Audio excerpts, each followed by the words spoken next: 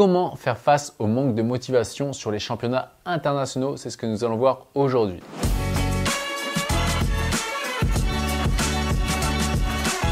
Bonjour, ici Pierre, fondateur de l'Académie de l'Haute Performance. On accompagne des sportifs, entrepreneurs et hautes performeurs à se libérer de la peur d'échouer et être confiants et sereins dans le domaine compétitif.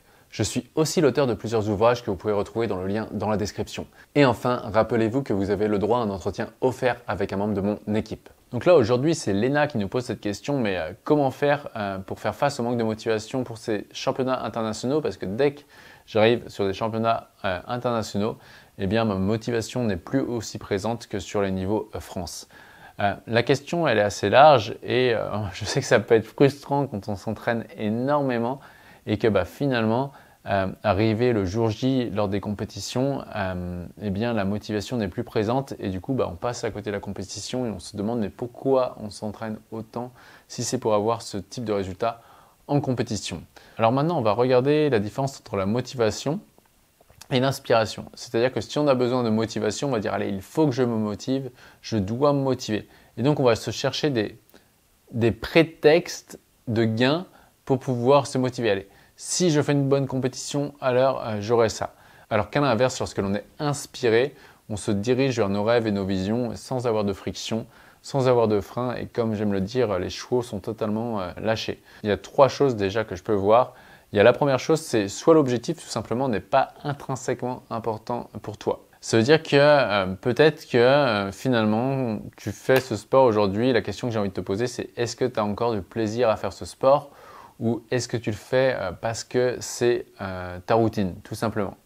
Ça, c'est une possibilité qui peut arriver chez des athlètes qui ont une certaine expérience, qui font ça dans une routine et aujourd'hui, il n'y a plus le plaisir. Là, j'ai l'exemple d'un athlète que j'avais accompagné à l'époque où justement son sport lui occupait une bonne vingtaine d'heures par semaine et il faisait ça, mais il se posait aussi la question de si j'arrête, je vais faire quoi? Et donc, cette peur du vide s'il arrêtait son sport, et bien du coup, le maintenait dans une routine à continuer son sport alors qu'intrinsèquement, il n'en avait plus réellement envie. Donc la question à te poser, c'est est-ce que tu as réellement envie? Est-ce que tu aimes réellement ton sport? Ça, c'est le premier point. Ensuite, deuxième point, c'est de voir s'il n'y a pas une interférence entre le conscient et le subconscient. Là, du coup, si on va plus regarder quels sont les traits de caractère qui t'agacent chez les autres.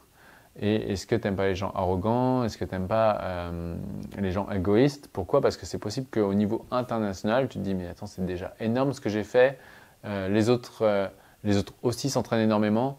Et qui suis-je pour pouvoir dire que je peux les battre et aller faire un résultat à la première place? Moi, si on reprend mon histoire, donc 5 finales de championnat de France, une seule victoire, non pas grâce mais à cause de mon mental. Dès que j'arrivais en finale, eh bien, je passais à côté tout simplement. La seule finale de championnat de France que j'ai gagnée, c'est un championnat de France universitaire que j'avais fait pour m'amuser, où je m'étais dit, attends, je suis en équipe de France en fédéral, c'est hors de question que je perde en universitaire. C'est quand même moi le boss, c'est moi le patron. Et donc là, en termes d'identité, j'avais l'identité gagnante.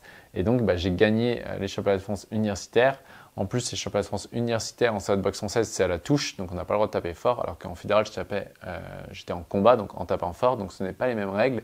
Et j'avais battu des gars que je ne connaissais pas, mais qui, avec le recul, mon entraîneur connaissait du côté justement technique, qui, eux, en fédéral, avaient un meilleur niveau que moi sur papier. Pourtant, je les avais battus parce que dans ma tête, c'était hors de question que je perde puisque j'étais un élite.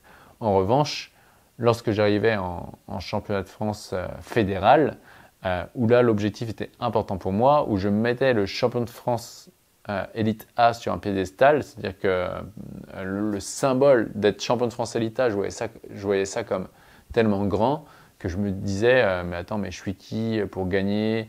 Mon adversaire, il mérite aussi, il doit s'entraîner comme un fou pour arriver là.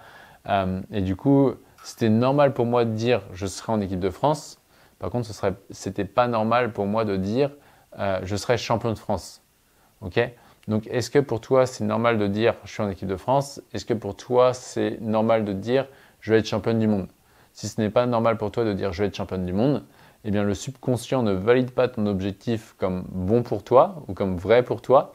Et donc, eh bien, tu te minimises. Et du coup, dès que tu arrives sur les championnats internationaux, vu que ce n'est pas normal pour toi, il y a une partie de toi qui peut-être doute de ta légitimité à être ici. Et donc, forcément, tu n'es pas motivé parce que inconsciemment, tu essayes de faire un chemin arrière et de rester au niveau du dessous. Donc, auquel cas, là, c'est important de faire une dépolarisation classique sur justement peut-être l'arrogance ou l'égoïsme, ou même une dépolarisation inversée sur le champion du monde. Ça aussi, ça peut être probable que c'est à faire. Mais pour ça, c'est important qu'on creuse en individuel. Et ensuite, le troisième point qui peut être là, c'est aussi tout simplement la peur d'échouer, tout simplement. Ça peut être la peur d'échouer, donc là aussi à creuser. Donc auquel cas, regardez, ok, ce serait quoi les bénéfices pour toi d'échouer à un autre niveau et ce serait quoi les inconvénients de réussir à ce niveau-là, jusqu'à temps que tu sois au clair avec ça, parce que parfois ne pas être motivé aux championnats internationaux te permet de, entre guillemets, contrôler ta défaite et de ne pas réellement perdre, et de se dire, ok, si demain j'ai tout mon potentiel, si demain je donne tout et que je perds, là ce serait une réelle défaite. Et donc parfois manquer de motivation peut être sous une certaine forme le moyen de contrôler sa défaite. Donc voilà, moi les 3 points que je vois comme ça à chaud sur comment faire face au manque de motivation sur des championnats internationaux. Premier point, vérifier si on a encore du plaisir à performer à ce niveau, si le sport est encore une bonne chose pour nous et si on a vraiment envie de performer à ce niveau, mais intrinsèquement envie d'avoir cette grinta. 2, d'aller voir s'il n'y a pas une dépolarisation à faire et de se dire est-ce que c'est normal pour moi de dire que oui, je suis un international et oui, je vais gagner à l'international, du moins je mets tout en place pour le faire. Est-ce que c'est normal ou est-ce qu'il y a un syndrome d'imposteur ou un manque de légitimité qui est présent? Et enfin 3, c'est enlever les peurs de l'échec pour assumer pleinement qu'on y va, qu'on lâche les chevaux, qu'on y va et on ne sait pas ce qu'on ne sait pas. Mais l'important n'est pas ce que je suis, mais qui je deviens, qui est être le meilleur possible dans mon sport parce que j'aime mon sport. Et voici pour cet épisode. Si vous avez aimé, pensez au like qui fait toujours plaisir. Pensez également à mettre des étoiles selon la plateforme sur laquelle vous êtes. Et enfin, pour ceux qui veulent aller beaucoup plus vite, beaucoup plus loin, pensez à réserver un entretien offert avec un membre de mon équipe. Et enfin, rappelez-vous, l'important n'est pas ce que vous faites, mais qui vous devenez. Ciao!